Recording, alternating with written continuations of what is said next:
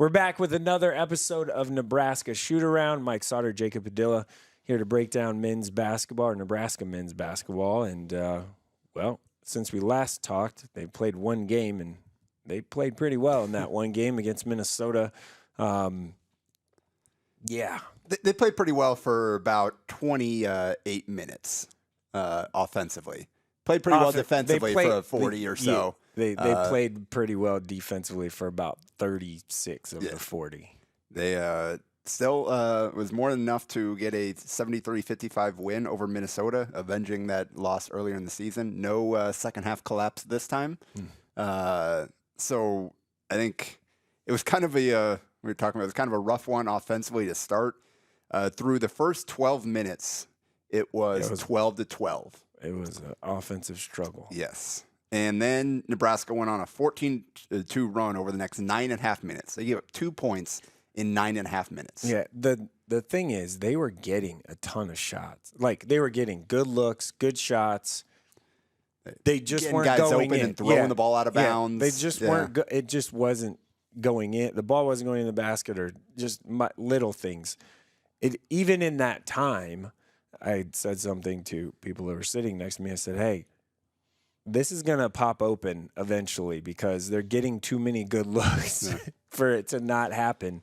And defensively, they were just completely locked in. Yeah. Their last three first halves at home, 25 against Michigan, 22 against Penn State, and 20 against Minnesota. They're up 28-20 at halftime. So their defense...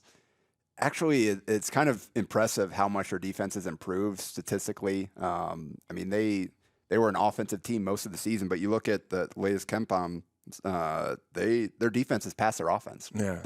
They're 38 on offense and 33 on defense. So defense has come a long way, and this was another game where the defense certainly carried the load and kind of kept them in control long enough for the offense to get going, and then they hit them with a 17-5 run to stretch the lead out to 20 in the second half. And Minnesota got no closer than 5 the rest of the way. The crazy thing that I noticed right after the game, I was working on, post-game stuff.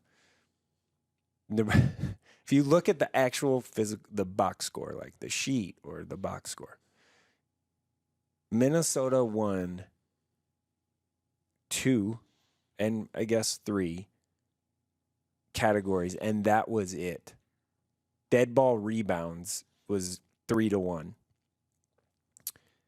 and second chance points Minnesota won 14-7, and bench points Minnesota won 13-11. Every other category, assists, turnovers, points, shooting percentages, in every half, in both halves and the game, everything Nebraska won.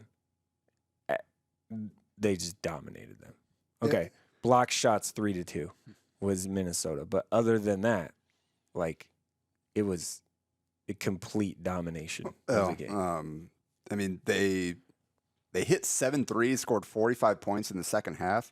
Minnesota hit 6 threes for the entire game and scored 55 points. I mean, Nebraska was still 9 of 28, which isn't great. No, they didn't. But they didn't play well offensively, but they still handled Minnesota. It was a 20-plus point game. Despite Keisei Tominaga and Rink Mass combining for 16 points on 5 of 19 shooting. Right. And those are your two leading, your best players right there. Mostly non-factors offensively, and you still run away with it because Juwan Gary, career high 22 points, career high 4 threes, had 8 rebounds. Bryce fantastic. Williams, 15 and 8. Jamarcus Lawrence, second straight game of hitting shots. Went 3 of 4 from 3, scored 11 points. And then Josiah Alec was flying around out there. He was awesome. 9 points, 8 rebounds, felt like more than that. I mean, another game. Yeah, start of the game had 2 offensive rebounds. On the first possession, and almost a third. Yeah. And then tip. I mean, he was tipping everything. He was super active. That's exactly what they need him to do. He dunked through a flagrant foul. Yeah, I don't know how that happened. Yeah. I don't know how that went in. And then he attempted, luckily, the dude got out of the way. Parker Fox kind of ducked out of the way, or else he would have been on a poster for sure. In 2 possessions before that. So Alec was huge. His energy was fantastic. Now, Rink, this is a couple games in a row where offensively he hasn't been great. But if you look at the plus minus, he was plus 24, and that led the team. So his ability to bring the ball up the court and to set up other guys. Yeah, like him at the top of the key, they're perfectly fine with him, his ability to pass the ball from there, to make good decisions and the right decisions. Obviously, a lot of it is just like kind of handoff stuff most of the time, just running around screen. But he was still pretty dang good, like as far as his team goes. 10 points and only 3 of 12 from the field. But Minnesota also has some pretty big and physical guys in Pharrell Payne and Dawson Garcia in the post. And Garcia was in foul trouble the entire game, and Nebraska forced that foul trouble. He only played 28 minutes, and a lot of it, again, Alec, that flagrant foul. They did a great job of putting him in position to foul because of the way they were playing, and then they held Minnesota season low 31% from the field overall. 26% from three, forced 13 turnovers. So season low 6 assists. Yeah, just a phenomenal. I mean, their point guard Elisha Hawkins averages more than that himself. Right. He's 7.5 a game, and just was a non-factor trying to set up plays because they just defended everybody so well. Before we talk about assists, we need to give an assist to the Omaha Supernovas. If you haven't gotten tickets or been to an Omaha Supernovas game yet, you can find single match or regular season or season tickets at supernovas.com. Yep. And Nebraska is up to 34 on KenPom overall. They're up to 41 in the net, and kind of they've moved themselves off the bubble now. They're into, as long as they continue taking care of business, they're kind of into the safe category. They're off the first 4 buys area. Yeah. Now that feels like they're trending very much so in, if not even improving a seed, which I don't even know if you want to at this point. I don't know if you want to be in the 8-9 game. I think you want to be a 10. If you can't get to 7, stay at 10. Yeah, I think it's a deal where you just win whatever you can and just hope for the right matchups, because if you try to manipulate it too much, then it's a team that just needs to have as much success as possible at this point. They don't have a bad loss. They don't have a quad 3 or quad 4 loss. Correct. That's what is super important. And they need to keep that up in these 3 games. And they got that Michigan game coming up at the end of the year. At Michigan. Yeah. That's might be a little dicey. Yeah, because Doug McDaniel will actually play in that one. Yeah, and, well, by that time, it'll be senior day or whatever for Michigan. But, I mean, Michigan's kind of – but they did play Purdue pretty well. But before that, you got to go to Ohio State. Tough game. Ohio State's played well. 2 upsets since the coaching change. Yep, 2-1. 73-69 win over Purdue. And then they lost at Minnesota, gave up 88 points, which, again, for what Nebraska just did, that kind of adds more context into the team that beat Purdue. Gave up 88 points against that same Minnesota team that Nebraska just held to 55. And then they bounced back and beat one at Michigan State, 60-57. Michigan State's struggling a little bit, but they're still going to get in, it looks like, for some reason. I don't know how. Like, I really don't. Yeah. I really don't. Yeah, their metrics are still pretty good for whatever reason. 11 losses. Yeah. Yeah. But maybe a first 4 game for Michigan State. That'd be something. We'll see how they finish the season here. Maybe they'll continue to slip. But so remember, the last time Nebraska played Ohio State, it was the huge rink mask game. Yes. And a lot of that, I detailed, put together a piece on it. Just a lot of it was Ohio State just not respecting Mask at all and letting him kind of do whatever he wanted to. He was abusing them on switches because they switched so easily. They were leaving him open from the perimeter, and he just made him pay every single way they tried to defend him. So obviously, Mass has been struggling a little bit more recently. I don't know that you can expect 34 out of him in this one. So we'll see kind of how other guys can step up. But that's kind of the beauty of this team is you never know who it's going to be. Every game, it could be a different guy. And Jamarcus Lawrence kind of stepping up into being part of that now after struggling most of the season. He's at, again, 2 good games back-to-back. Over his last 2 games, he's improved his 3-point percentage almost 7 percentage points. He's 8 of 9 from 3 over the last 2. Was shooting just under 27%. Before that, he's up to 33%. So kind of that break-even point. So if you can continue moving forward, that would be big for Nebraska, especially with C.J. Wilcher struggling so much recently. He's really. I think one of the two gave, right? Like Lawrence coming off the bench scoring, maybe took away Wilcher scoring off the bench, but CJ's been good. I think it's more just not making shots more so than anything. It's just. He's getting the same shots he was before, and just none of them were going in for him for whatever reason. The thing with CJ is he's still being a really good teammate, still locked in, buying it. Like there isn't like oh man, I'm not playing that much or making shots. Like there's none of that. He's still, that goes to like the culture flip thing with Nebraska. But they're good. First 21 season in Fred Hoiberg's era. They're guaranteed to not play in the Wednesday first round play-in, whatever, Big Ten tournament game. Like, that's just not going to happen.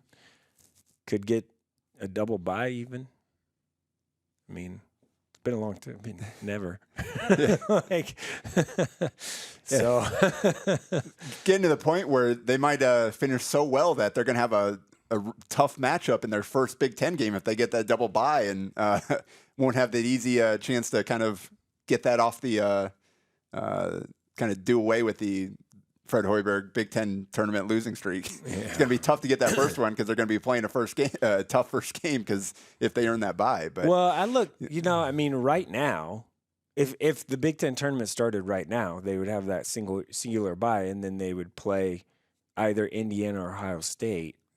Feel pretty okay about that. And then they get Northwestern. They would get Northwestern if they won that game, which you feel okay about that, right? Split with them and feel pretty all right about that one. And then you're on the side with Purdue. So, which, hey, they beat Purdue, but, that was at home. So it's a little different. But, yeah, it's kind of exciting times for Nebraska basketball, and I just got to throw a little jab at you here. You covered this team for a very long time on a day-in, day-out basis, and they were never this good. Hey, I covered that 27-18 team. Okay. Same record, right? As of now. Yeah, so there we go. But just kind of something. Just saying. I'm just saying. Something worth noting for Nebraska, just in conference play only, they're almost at 39%, fourth in the Big Ten in three-point percentage, and they're second in effective field goal percentage. Just kind of pointing to offensively kind of how they've evolved. Again, even with Wilcher's slump lately, he's still at 43% overall in the Big Ten this season, which says how ridiculously scalding hot he was to start the season, because it's been a while since he's hit one. Juwan Gary's at 35%. Like that, again, that's big for him. Like he's not going to be hitting threes every single game, but like last time, he can get hot, and he's hit enough of them to allow him to be consistently impactful with his cuts to the basket, with his drives, with his offensive rebounding. You get 42% from Bryce Williams, 38% from Casey. Jamarcus Lawrence is up to 42% after these last two games.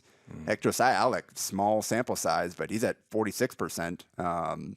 He's hit a few, so like they've got a lot of guys hitting right now. So it's kind of, it looks like a Fred Hoiberg team finally. After however long it's been here, he's finally been able to morph this program into what he wants it to look like. And the result is the most successful season we've seen in a while for Nebraska. So they've got Ohio State next, we talked about, and then they're hosting Rutgers for that return game after that on when is that? Sunday. I just want to point out, like 3 games ago, I said, hey, they very much so could go 6-0 here down the stretch and get to 23. It's looking real good. On pace, yeah, they just have to continue playing like they have recently. 22, maybe. And they got to avoid second half collapses, which is what happened the first time against Rutgers. Obviously, that was the game Juwan Gary got hurt in. They lost him early in the second half, and that was part of the collapse. They just weren't able to find a bucket down the stretch, ended up losing in overtime. So like that, hopefully you'll have fully healthy Juwan Gary make a difference in that one. Rutgers is interesting. They are 4th in the country in adjusted defensive efficiency and 287th in offense. Yeah. They are brutally bad on offense, but they do not give up anything easy. So They're also pretty bad on the road. yes. Like, And so Jeremiah Williams was not healthy playing for them the first time Nebraska played him. He's been their leading scorer, averaging 12 points a game and started the last 7. Not particularly efficient, so he doesn't necessarily, he's not a great offensive player, but he's scoring more than the other guys have, even if it's on low shooting percentages. So just a different guy to look out for. Both teams will look a little different. Hopefully have full 30-plus minutes of Juwan Gary for Nebraska, and then Williams in the lineup for Rutgers as well. Obviously, Cliff Omarui's a problem with his rim protection size inside. But, yeah, Nebraska, as long as they play their game, they should be good. Yeah, 2-6 away from in the league. Which for Rutgers away from home, which is they. Honestly, like, that's not terrible. Yeah. What's Nebraska at right now? The only team with a winning conference road record is Purdue at 6-3 in the Big Ten. That's crazy. Winning on the road is tough, and Nebraska will have to do that. Winning on the road in any games. league in the country this year is hard. Yep. So, like, I think people know that. The metrics people know that. And Nebraska will be away for 2 of their last 3, so have to continue Trying to get one of those. Yeah.